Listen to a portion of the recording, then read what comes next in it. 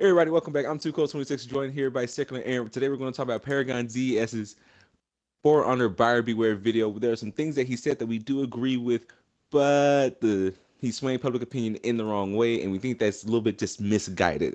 Aaron, I'll let you take it away from here.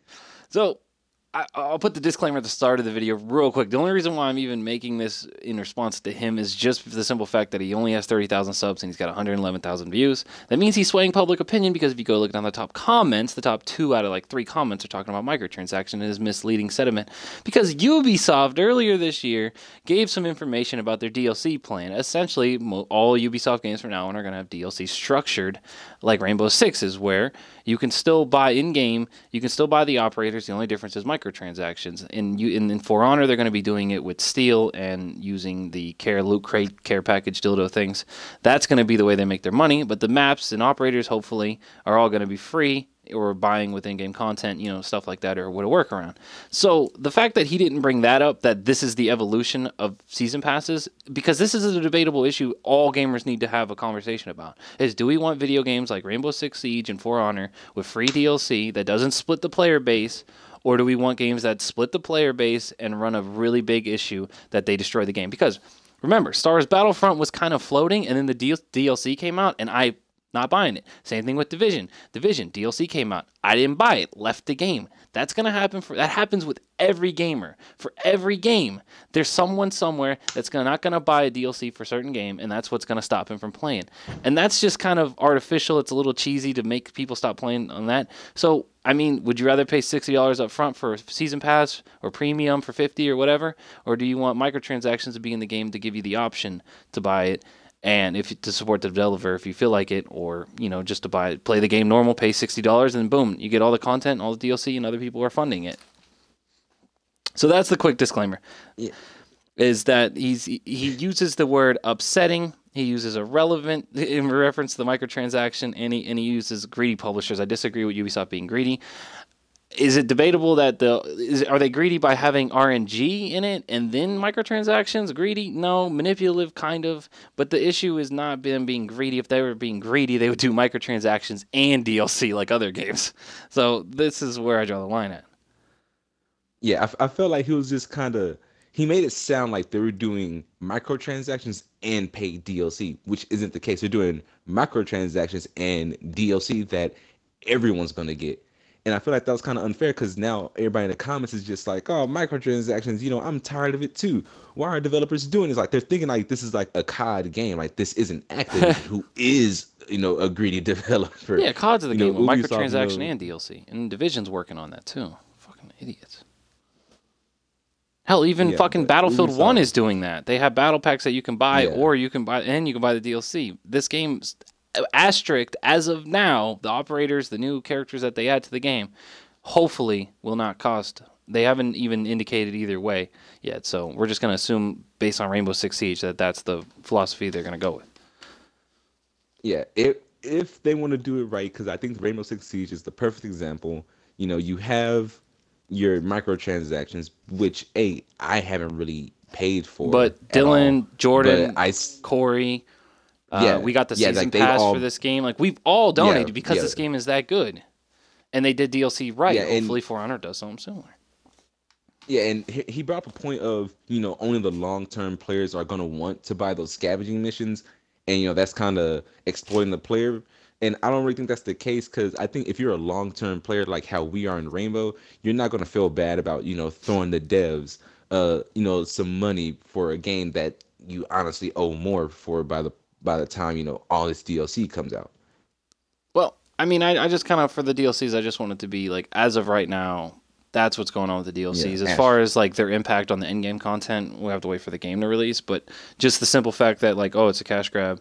No, not really. It's just the way they're going to fund the continued support. Now, if they don't support the game or anything like that, then you can go ahead and bitch. But you're bitching for a different reason. Right now, you're bitching because they're going to give us free DLC like Rainbow Six. So, I mean, I'll take Rainbow Six Siege's track record over pretty much every game DLC plan. So, it's up to you, fam. Rainbow Six Siege is a very great game, still going on strong. For Honor can do the same. So why y'all complaining is just my issue. Like, it just don't make sense to me. Like, this is the evolution of DLC. Not splitting up player bases on games that don't have massive player bases, that actually have solid player bases. That's where they're smartest at. I just wanted to mention real quick, he refers to the microtransactions being pointless. Then I say, then who cares if they're pointless? He also says that, and then I go on to say that, well, he says it, well, we say it, if only microtransactions only affect the 4v4 game mode. So I say, who the fuck cares? He'll argue 4v4 game mode matters, and Bruce and anybody else will argue 1v1, 2v2, that's it. But that leads us in to the next issue, is I have two things. One, him not liking 2v2 and 1v1 because he's doo-doo apparently. And the issue that he keeps using the phrase steep learning curve, put that in quotations. Now, I don't know if he uses steep learning curve instead of skill gap because he just thinks that, or it's just him or his view of games. Because when you hear steep learning curve, I think of, to get into the game. But I disagree. I think it's not a steep learning curve. I mean, all games have learning curves, and some are steep. But there's a next level, and that's called skill gap. Skill gap is what this game has. It takes a long time to get actually really good at it. It's not just like learning it. It's learning it and then evolving with it. And that's what makes good games great, is that they have that next level. Like, okay, I learned the game. Now what do I do? Now you get mastery. Now you become the master at it. Now you become godlike. And he totally just left that out. He just totally left out the fact that this is a 1v1 based, skill based game that's completely designed around 1v1 combat based on swordman fighting, and like he just glossed, didn't even like barely mention it. Hell, if he did, and it's just kind of misleading. Here's what I kind of saw at that point when he said, that he's not very good at the game. I felt like that kind of swayed his opinion. Because taking from my experience, and this is an example I'm going to use. I'm going to use Secular Corey. He's not very good at the game, and therefore he didn't like it. He didn't love it, at least. Like, he'll buy it. Yeah, he didn't love it. He complained a lot more than me or Aaron did when we were in 2v2s because we were shitting on kids.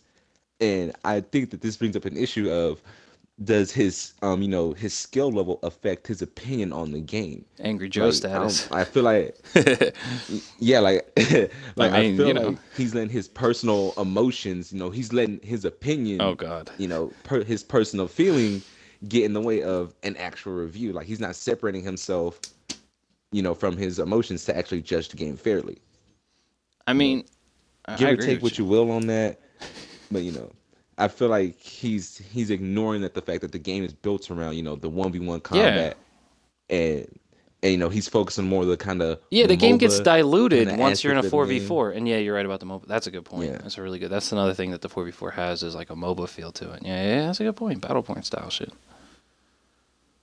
Well, I mean, I guess it's like, hey, why are you getting into this game? Are you getting into it because 4v4 MOBA? But if you're getting into that, it's not gonna. I bet money on it. If you get into this game because you like the 4v4 game, you will not be playing it long. Like, guaranteed. Like, the 4v4 game mode's but there's just not enough depth there. 1v1 combat, as we learned from Rainbow Six, 5v5 combat on the same maps with the same operators, everything over and over again, never loses its replay value. I would assume, and I pray, that the similar thing's going to happen in 2v2, is that we're not going to get tired of it because you just never know what's going to happen.